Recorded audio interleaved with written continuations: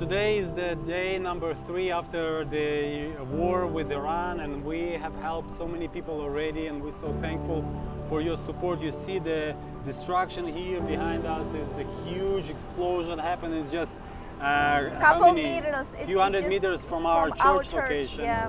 But today we helped so many people. We bought a water and a Coca-Cola to actually come to the local bomb shelters and bring it to people who are hiding there.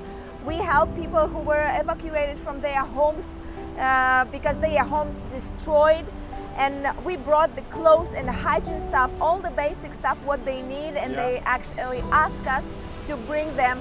So we're still here, we're still helping.